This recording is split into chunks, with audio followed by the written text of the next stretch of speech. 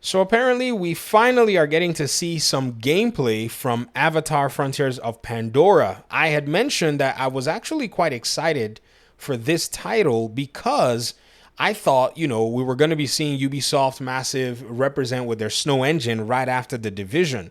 But not only did we get this gameplay, we also got the Star Wars game as well, which is showing the Snowdrop engine off like crazy. So Ubisoft Massive seems like they're going to be having a really, really big set of, quarters coming very soon. The Star Wars game is slated for 2024, no exact date yet, but I think Avatar is slated for December of 2023. Now, this game is interesting because the game carries a lot of semblances to Far Cry. I like Far Cry, so it's not a bad thing. I'm not going to jump in here and start yelling, but it's really interesting, and I'm really surprised that they took that route, even though we've seen a lot of differences. Now, it's surprising in the onset, but then you realize that Ubisoft Massive actually used to do a lot of work on Far Cry from back in the day. I don't know how much support they got with some of the more recent titles. I'm not certain. I know if you look through their library, you'll see that they've actually worked on Far Cry games before.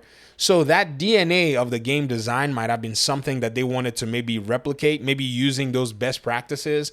Because as much as people might say things about Far Cry and the formula, the one thing is it hasn't necessarily been adapted much within Ubisoft across different games. Now, other titles have done really fun things, but because Ubisoft likes to do the open world games, I guess it makes sense that they would adapt the Avatar game in here. I'd have loved for it to be a third person open world game, in a sense, but seeing those semblances with Far Cry and seeing the way the overall gameplay has been represented is of some comfort to me because it's familiar. That's about it. That's all it is. I mean, look at the bow and arrow system and look at the, menu selection. I mean, come on, folks. This to me is something that is familiar, and I think I'm okay with it. I think I'm down with this.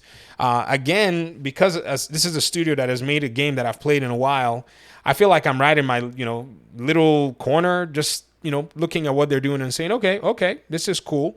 And so it'd be interesting to kind of break these things down from, the development side and, some of the different areas and aspects that they've taken. And looking at the way this game is, it seems like your avatar is going to kind of stay true to some of the different little glimpses of what the game is, like some abilities, like this ability where you can pulse, scan.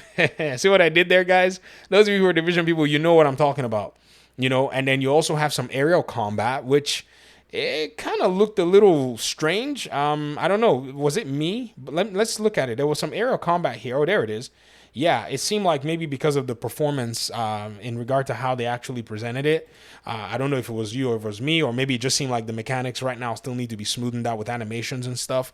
Because, you're looking at a lot of, you're hanging in the air in this open world, and there's a drone hanging, shooting back at you, an AI that's actually shooting back at you. And I think your camera changes when you're on these beasts in the air. Maybe you have a dynamic camera there because you're firing, you're standing on this little flying beast and you're able to fire, and so your aim button is right here. So there seems to be some performance things that are going on here, but it's probably a build of the game that's not been, probably more than likely a build of the game that's not been finalized. So we'll wait for that time. Oh, did they just open a box and yank out cables? Yeah, that's Far Cry right there, man. That just speaks Far Cry. Nothing wrong with Far Cry. I've been playing, Far Cry since 4. That's when I first got into. I know some of you are probably thinking, "What? You didn't play Far Cry 3?" I tried. I didn't have enough time. Far Cry 5, I couldn't stand it. Everybody was talking like a hick, and I live in hick America, and so it wasn't unique.